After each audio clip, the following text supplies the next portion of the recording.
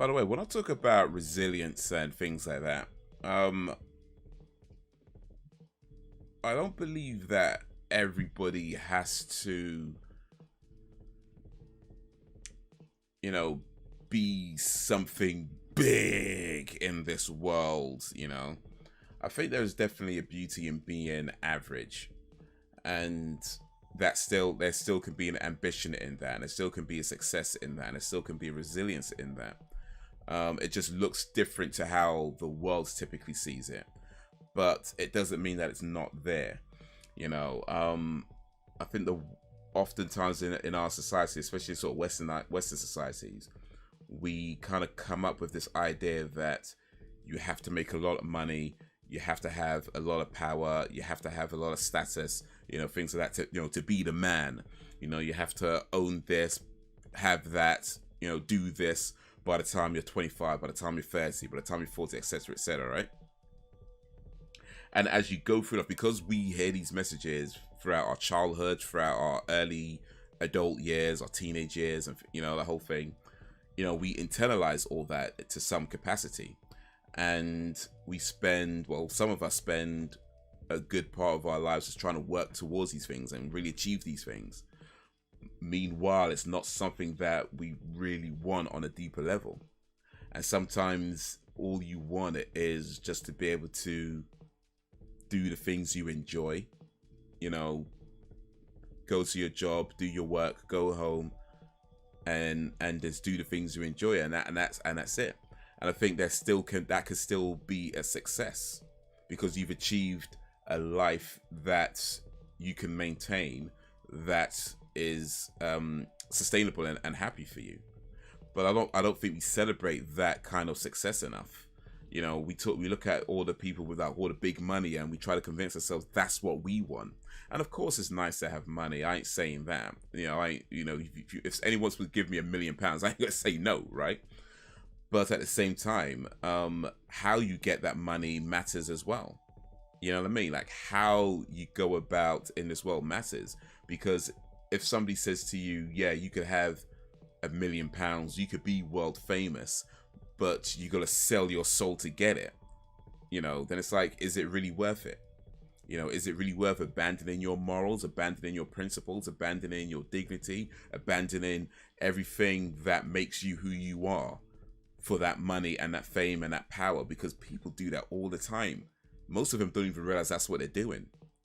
But some of us kind of look at that and see what needs to be done to be in those positions and think to ourselves, no, that's not what I want to do. I don't believe the cost to me is worth the reward, right?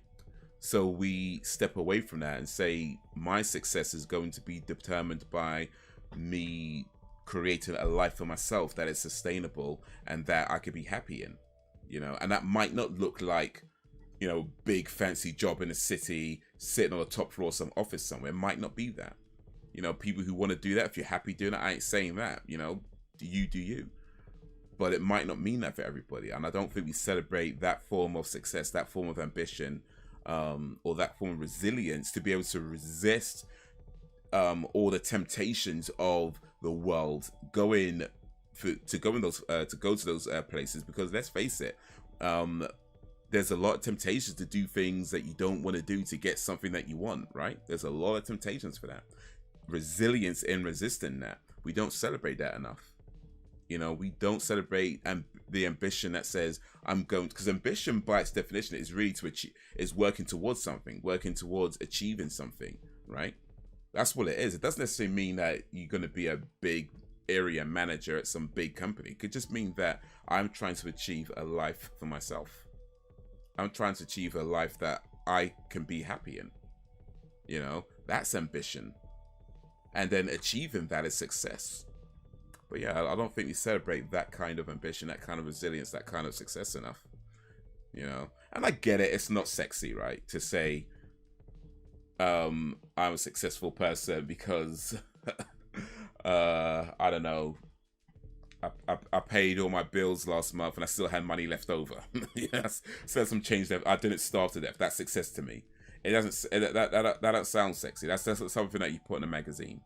I get it. There's not much you can do to change that. It's just the way the world is. But I do feel like, yeah, we need to acknowledge different types of success, different types of achievement, different types of ambition, different types of resilience, because it doesn't always look in the way that we've been taught to look for. And quite frankly, a lot of us would drive ourselves crazy trying to achieve something that deep down we don't really want. And then on the more extreme side of it, people commit suicide. You know, how many rich people, you know, commit suicide? You know, people who seemingly have everything, right? And they're still miserable. And it's not even an uncommon thing. It's happened multiple times.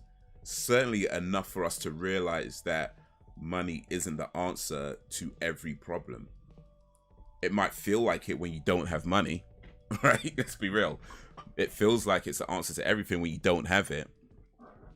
But when you get it, you find that it's not every problem. Sure, it can solve a lot of problems, but not every problem. And some things need to be more inwards, but we never really talk about that, just looking inwards. There's a saying that I come across years ago. It says something along the lines of, if you can't be happy with nothing, then you can't be happy with anything. You know, because it's not a thing that can create a satisfaction in you. It's you learning to be satisfied and happy within yourself, and then everything that you can do from there, whether that eventually leads to having lots of money, it might lead to it might not.